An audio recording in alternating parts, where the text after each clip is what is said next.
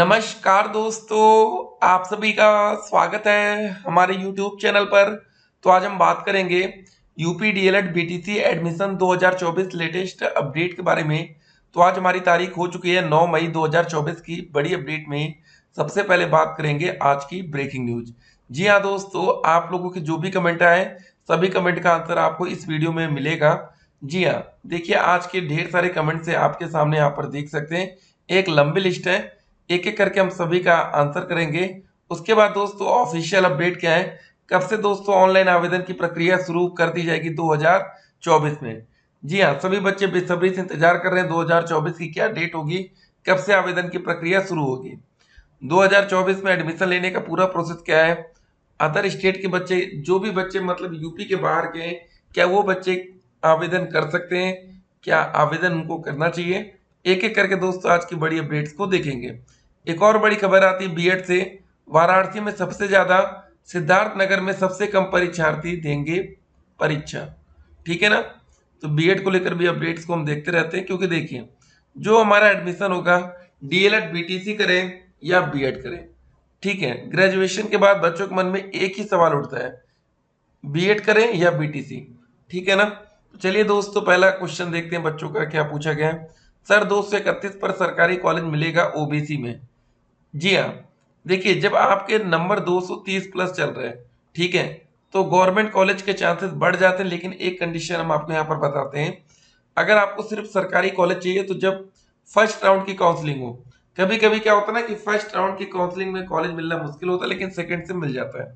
होता क्या है ना, बहुत से बच्चे गलत तरीके से अपने नंबर ज्यादा डाल देते हैं।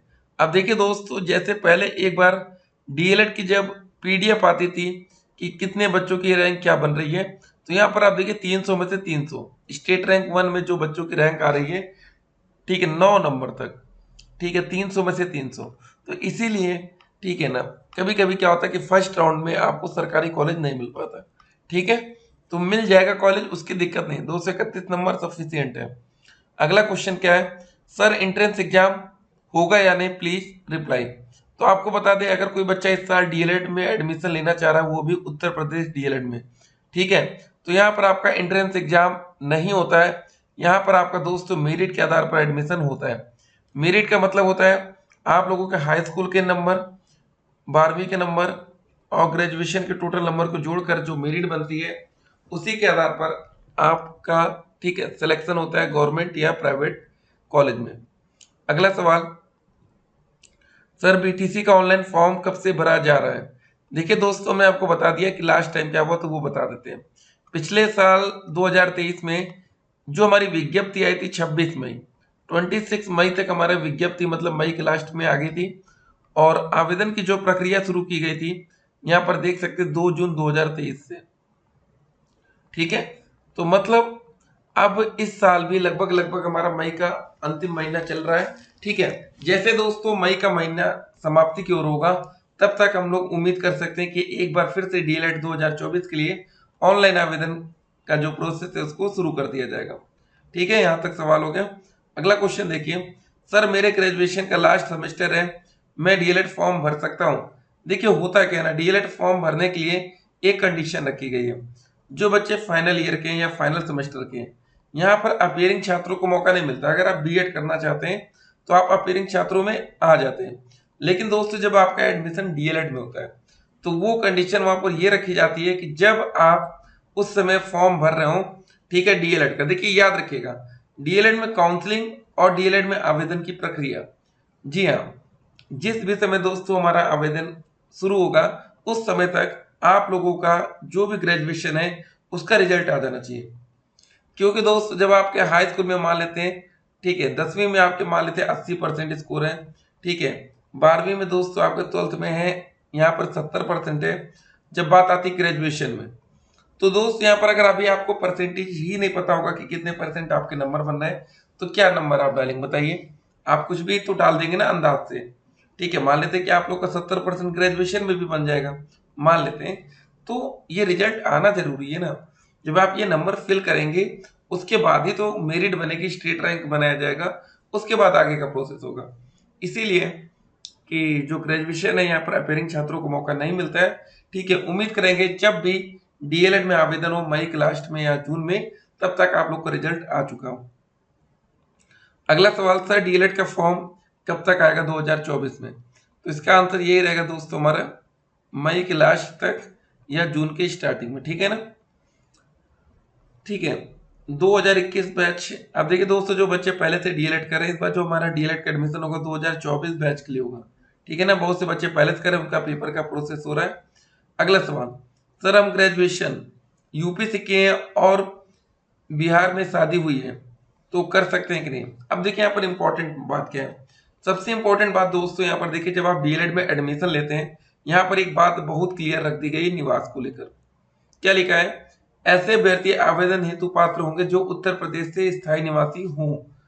प्रवेश के समय होने वाले अभिलेख की जांच में अभ्यर्थी को उत्तर प्रदेश में अपने गृह जनपद का सक्षम अधिकारी द्वारा प्रवेश की तिथि तक जारी किया गया निवास प्रमाण पत्र प्रस्तुत करना अनिवार्य होगा।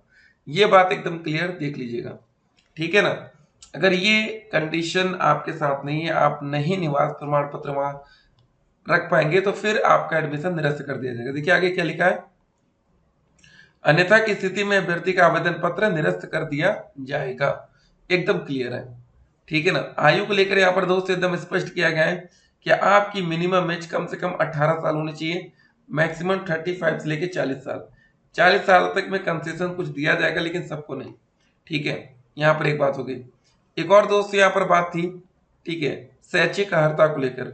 जो आपका ग्रेजुएशन होता है ना दोस्तों, यहाँ पर अभी जो हमारा ग्रेजुएशन का रिजल्ट आ रहा है, यहाँ पर मिनिमम 50% होना चाहिए ग्रेजुएशन में। लेकिन दोस्तों देखिए, अभी कुछ और सवालें भी देखेंगे तो आप लोग और समझेंगे, सबका डाउट इस वीडियो में क्लियर हो जाएगा, ठीक है ना। तो क्लियर बात क्या है, आप समझ गए, ग्रेजुएशन से बेटर नहीं है कि आपने क्या चीज कहाँ से किया है। इंपॉर्टेंट बात यह कि निवास प्रमाण पत्र आपके पास यूपी का होना चाहिए। सर मेरा हाई स्कूल में 61 और इंटर में 49 है और ग्रेजुएशन में 53 है, क्या एडमिशन हो जाएगा? देखिए दोस्तों, यहाँ पर हाई स्कूल इंटर नहीं मांगा जाता। मेन बात क्या है ना, जब डीएलएड में आपका एडमिशन होगा, मेन वहां पर आपसे ग्रेजुएशन पूछा जाता है, उसमें 50% से प्लस होना चाहिए, या दोस्तों अगर आप आरक्षित वर्ग में आते हैं तो वहां 45% से ज्यादा होना चाहिए। ये बात है बस। मेरा टोटल 207% बन रहा है, क्या मुझे गवर्नमेंट कॉलेज मिलेगा? जनरल कैटेगरी है। देखिए जनरल कैटेगरी में 207 नंबर पर बहुत ही मुश्किल होता है, लगभग लगभग असंभव सा है, ठीक है। 207 नंबर में आरक्षित वर्ग होता तो एक चांस बन सकता था। और एक बात और है, लास्ट में क्या होता है ना, जब सब कुछ एडमिशन हो जाता है तो डायरेक्ट एडमिशन होता है कभी कभी, उस समय सीट वैकेंट हुई तो शायद हो जाए 207 पर, नहीं तो ऐसे पॉसिबल नहीं है, ठीक है। हेलो सर, यहाँ बच्चों का सवाल है, ठीक है। सर एडमिशन होने के बाद फर्स्ट सेमेस्टर के एग्जाम कितने टाइम बाद होता है? देखिए दोस्तों, जब आप लोगों की क्लास 1 शुरू होगी, ठीक है ना, मान लेते दोस्तों आप लोग का क्लास सेशन 1 जुलाई से शुरू हो जाता है, तो जो आप लोगों का पेपर होगा वो 6 मंथ बाद, मिनिमम 6 महीने का आपको समय दिया जाएगा, उसके बाद ही आपका पेपर कराया जाएगा, ठीक है ना। ये जरा ध्यान रखिएगा। अगला देखिए, सर बिहार के स्टूडेंट्स यूपी डीएलएड का फॉर्म भर सकते हैं? इसका आंसर है नो, नहीं, क्योंकि आपके पास उत्तर प्रदेश का निवास प्रमाण पत्र होगा नहीं, तब आप फंस जाएंगे, पैसा आपका डूब सकता है, ठीक है ना, इसको ध्यान रखिएगा, ठीक है। यहीं पर यही बात हो। और अगला सवाल, सर 190 में बीटीसी के लिए कॉलेज मिल सकता है कि नहीं? देखिए नंबर कितना भी कम होगा चलेगा, कोई ना कोई कॉलेज आपको मिल जाएगा, हो सकता है सरकारी ना मिल तो प्राइवेट मिल जाएगा, ठीक है ना। तो उत्तर प्रदेश में कॉलेज की भरमार है, उसकी टेंशन मत लीजिएगा कि कॉलेज मिलेगा कि नहीं, कोई ना कोई मिल जाएगा। एडमिशन कब से शुरू होगा? बस मई का महीना खत्म होने दीजिए। सर जनरल वालों का मिनिमम कितना मेरिट होना चाहिए डीएलएड में एडमिशन लेने के लिए? वही हमने एक बात बोली ना, अगर आपके 180 नंबर भी आ रहे हैं, जनरल कैटेगरी से आप है, तो कोई ना कोई प्राइवेट कॉलेज आपको उत्तर प्रदेश में मिल जाएगा। सर मेरा 214 है, क्या मुझे, ठीक है, डायट कॉलेज मिल सकता है ओबीसी में? देखिए दोस्तों, 214 नंबर पर डायट कॉलेज किसी भी कैटेगरी में मुश्किल रहता है। आपको यहाँ पर आसान एससी और एसटी में एक बार हो सकता है, लेकिन ओबीसी की जो कटाव बनती है ना, वो जनरल कैटेगरी के लगभग बराबर होती है, ठीक है। नाइस इन्फॉर्मेशन जो भी था, ठीक है, यहाँ तक बातें हो गई। तो चलिए दोस्तों, और भी आपके सवाल आते रहेंगे, आप लोग को उत्तर मिलता रहेगा, ठीक है ना। तो जैसे दोस्तों आप लोग का आवेदन का प्रक्रिया कैसे होगा, सबसे पहले आप लोग को जब आवेदन करना रहेगा, तो कैंडिडेट रजिस्ट्रेशन पार्ट 1 जो आप यहाँ पर देख रहे हैं ना, इसी में दोस्तों आपसे सबसे पहले ग्रेजुएशन के नंबर मांग लिए जाते हैं। मतलब आप सोच रहे होंगे यार कि ग्रेजुएशन का रिजल्ट सबसे बाद में आता है, लेकिन जब आप लोग डीएलएड में आवेदन करेंगे तो सबसे पहले उसी का परसेंटेज आपसे मांगा जाएगा। परसेंटेज का मतलब उसी का नंबर, टोटल आपका ग्रेजुएशन कितने नंबर का हुआ उसमें से आपको कितना मिला है, यहाँ पर क्लियर कर देंगे। उसके बाद दोस्तों इस डीएलएड में आवेदन करने के लिए जो फीस पेमेंट होगी वो आपको करनी पड़ेगी, ठीक है ना। जैसे आप लोग यहाँ पर फीस पेमेंट कर देंगे, फीस देखिए लास्ट टाइम 700 रुपये रखी गई थी आवेदन करने के लिए, कुछ वर्गों में 500 रुपये भी थी, तो ये भी आप लोग ध्यान में रखेंगे। सबमिट रजिस्ट्रेशन पार्ट 2 ये सब बातें हो रही हैं, ठीक है ना। लेकिन इसका जो प्रिंट एप्लीकेशन फॉर्म होगा ये आप संभाल कर रखेंगे, ये जरूरत पड़ती है इसकी, ठीक। तो ये बात हो गई। एक बात और, अगर आपको गवर्नमेंट कॉलेज मिलेगा तो आपको 1 साल का 10,200 रुपये, प्राइवेट कॉलेज मिलेगा तो 1 साल का 41,000 रुपये। ये दो चीजें आप जरा ध्यान रखेंगे। जब आपका दोस्तों आवेदन हो जाएगा तो स्टेट रैंक आती है, ये स्टेट रैंक का बेस क्या होता है, आपका मेरिट। इसीलिए दोस्तों यहाँ पर मेरिट इंपॉर्टेंट हो जाता है, ठीक है ना। उसके बाद देखिए चॉइस सेटअप, उसके बाद आपको जनरेट ओटीपी, ओटीपी को जनरेट करना रहता है। फिर आप लोग ऑप्शन फिलिंग में अपना कॉलेज का नाम आप लोग देते हैं कि कौन कौन से प्राइवेट कॉलेज या सरकारी कॉलेज आप यहाँ पर फिल कर रहे हैं। उसके बाद आप कॉलेज को लॉक करते हैं, उसके बाद फाइनल में आपका रिजल्ट आता है। रिजल्ट में ये बात क्लियर होती है कि आपको कॉलेज मिल रहा है कि नहीं मिल रहा है, ठीक है ना। उसके बाद दोस्तों आप एडवांस में 10-10 हज़ार तक से आपसे पेमेंट हो सकती है कि करवा ली जाए। बाकी देखिए सैलरी की, जो शिक्षक की सैलरी होती है मिनिमम 45,000 से स्टार्टिंग आपको देखने को मिलेगी।